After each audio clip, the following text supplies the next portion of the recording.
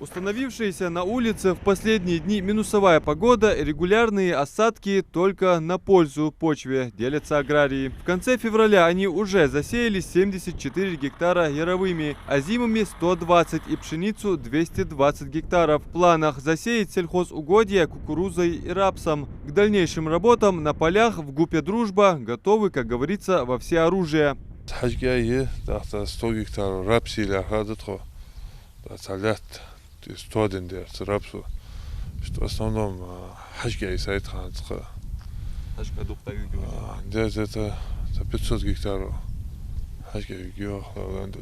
То, что аграрии готовы, видно и по наличию сельхозтехники. Здесь припаркованы и ждут своего часа около 15 единиц машин.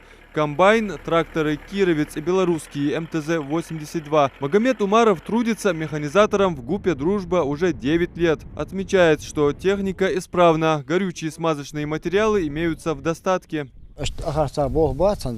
Разбрасываем удобрение селитр, азимышт, селитр твой дух, то ширумы цадамы туи, агарца у погода бог пока бац.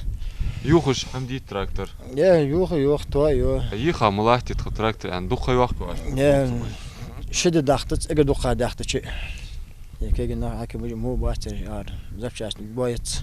Помимо этих 9 тракторов МТЗ, комбайна и кировца, на предприятии есть 2 сеялки, культиваторы 4 единицы, 2 плуга, 3 бочки-опрыскиватели, прицепные грабли и пресс для изготовления пачек сена. Единственные опасения аграриев связаны с погодными условиями. Если сейчас она благоволит трудягам, то неизвестно, что будет завтра. Ведь последние 4 года почва именно на этом месте была засушливая. Но исправить ситуацию можно.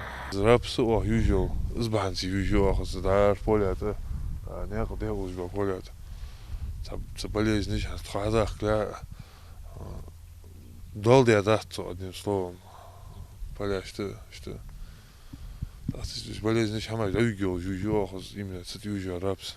Видно, как к состоянию посевных угодий здесь относятся ответственно. Почву постоянно обрабатывают. Рабочих в группе «Дружба» тоже хватает. Механизаторы, специалисты, агрономы и многие другие к сезону уборки и посева готовы. Адам Мережков, Магомед Дидигов, Новости 24.